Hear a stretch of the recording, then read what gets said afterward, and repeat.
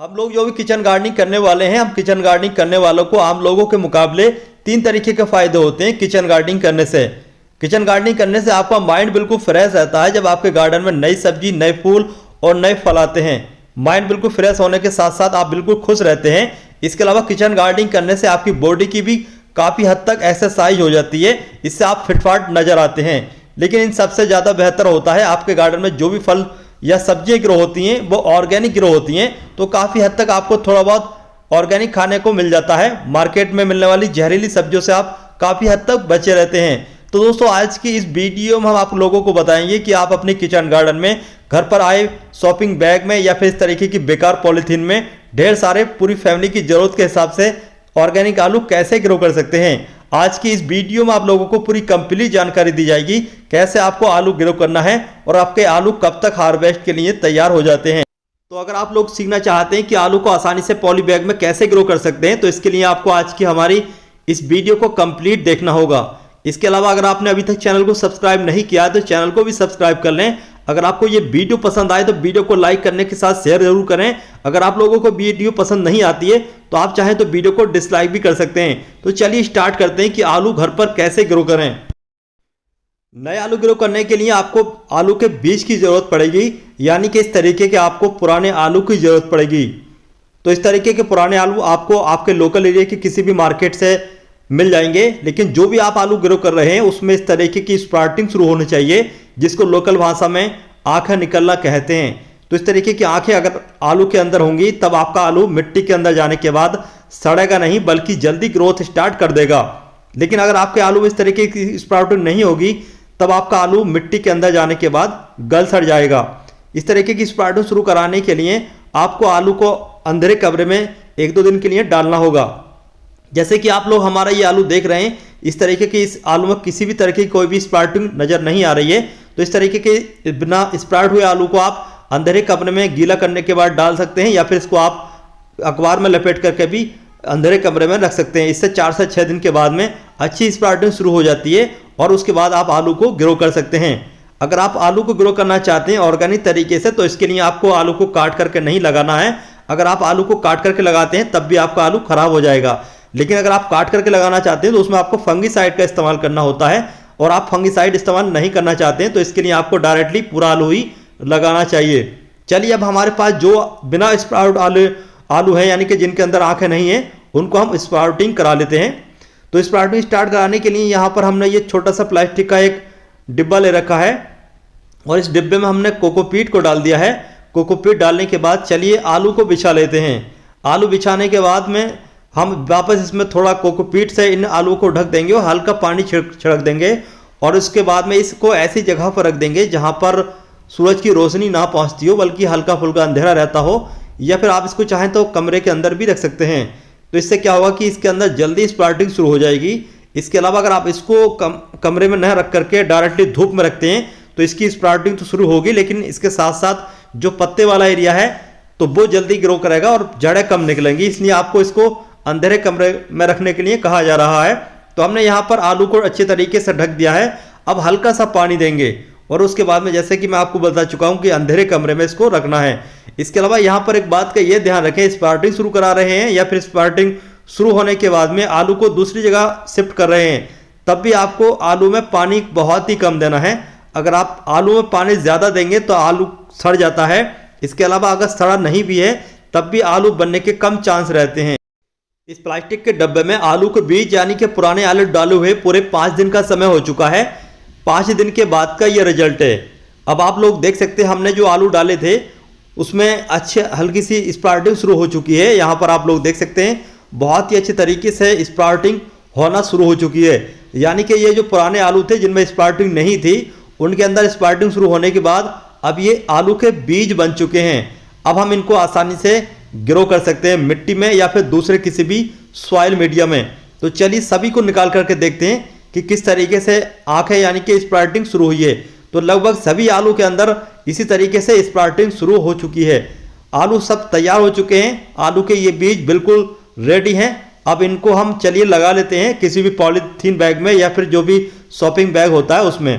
तो यहाँ पर आप लोगों को ये पॉलीथीन नजर आ रही होगी। इस तरीके की पॉलीथीन में हम सभी के घर पर सामान वगैरह या फिर दूसरी चीज़ें आती रहती हैं। तो इस तरीके की जो भी पॉलीथीन होती है, वैसे तो इस पर बैन लगा हुआ है लेकिन फिर भी ये चलन में है।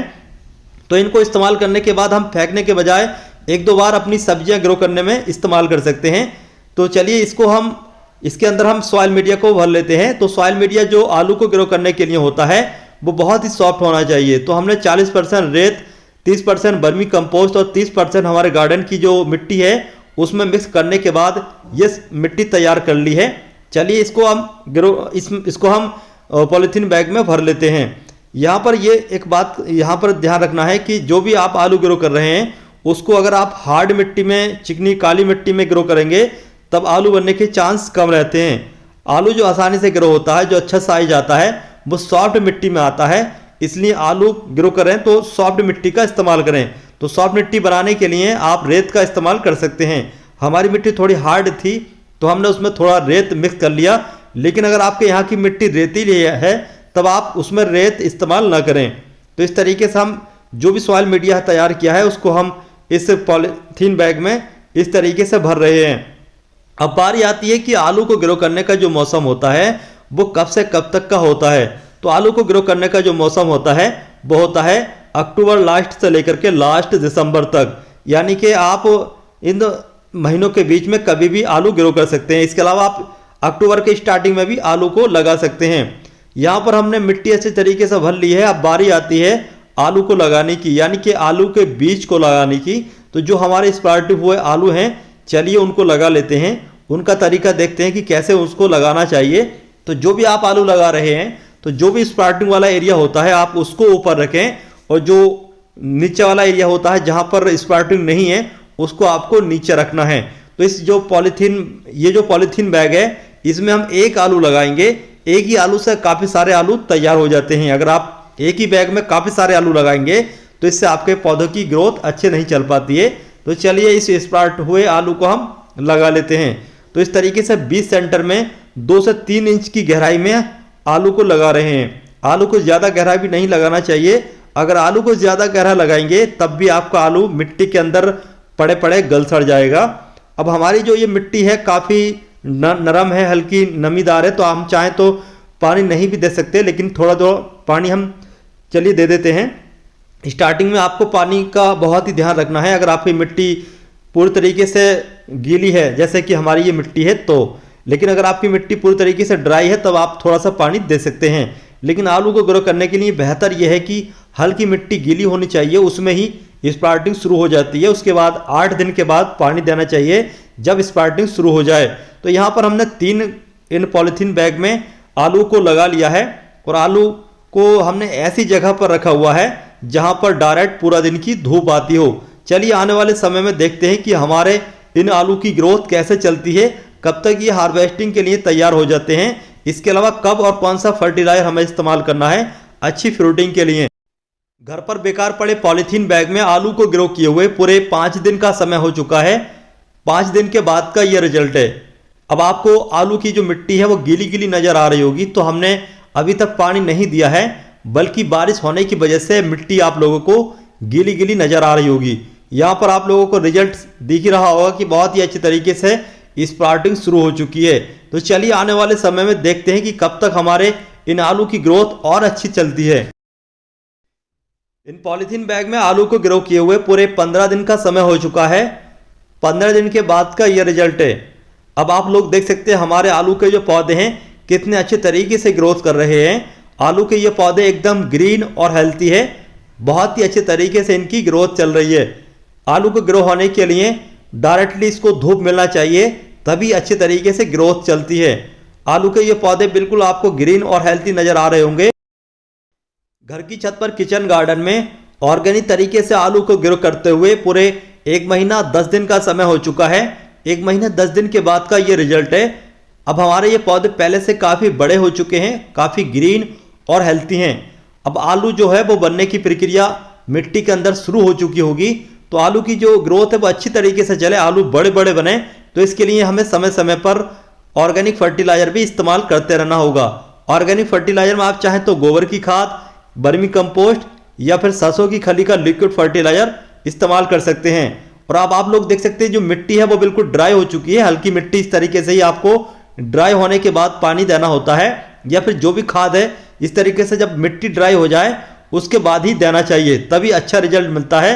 लेकिन अगर आप गीली मिट्टी में पानी भरते रहेंगे, खाद देते रहेंगे, तो इससे क्या होगा कि आपके आलू तो बनेंगे नहीं बल्कि आपके पौधे ही सूख जाएंगे। तो चलिए अब हम मिट्टी में वर्मी कंपोस्ट ऐड कर देते हैं। हमारे पास ये वर्मी कंपोस्ट है, आप चाहें तो वर्मी कंपोस्ट या फिर सरसों की खली या फिर गोबर की खाद, तीनों में से कोई भी इस्तेमाल कर सकते हैं, या फिर समय समय पर आप अलग अलग फर्टिलाइजर तीनों में से कोई भी इस्तेमाल कर सकते हैं। तो जैसे कि आप ये पॉली बैग देख रहे हैं, इसमें हम कम से कम 100 ग्राम से 150 ग्राम तक ये वर्मी कंपोस्ट ऐड करेंगे। इससे हमारे ये पौधे और भी बढ़ेंगे और जो आलू है उनका साइज बहुत ही अच्छा आएगा।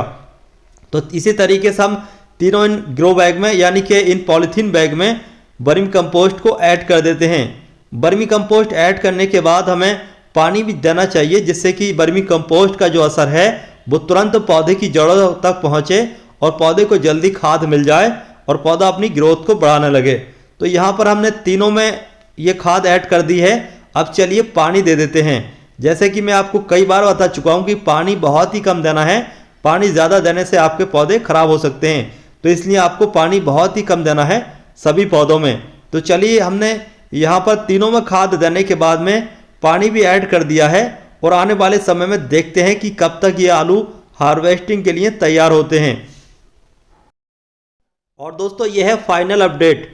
आलू के पौधे खाद देने के बाद काफ़ी बड़े हो गए थे और काफ़ी बड़े होने की वजह से, काफ़ी वजन होने की वजह से एक साइड में झुक गए, और झुकने के बाद इस तरीके के आप लोगों को नज़र आ रहे होंगे। और जो आलू है वो काफ़ी अच्छे तरीके से इसके अंदर बन चुके होंगे, क्योंकि यहाँ पर आप लोगों को हल्के हल्के आलू भी नज़र आ रहे होंगे। यहाँ पर हम आलू के पौधे भी उखाड़ करके देखते हैं कि आलू बने हैं नहीं बने, तो यहाँ पर आप लोगों को नज़र आ ही रहे होंगे कि पौधे के साथ आलू काफ़ी सारे बन चुके होंगे। तो चलिए इसी तरीके से सारे के सारे आलू को हम निकाल लेते हैं और हार्वेस्ट कर लेते हैं और आपको दिखाते हैं किस तरीके से हमारी मेहनत से हमारी ये घर पर ऑर्गेनिक फसल कैसे तैयार हो चुकी है और कितनी सारी हार्वेस्टिंग हम लोगों को मिली है। तो चलिए सारे के सारे आलू को हम हार्वेस्ट कर लेते हैं।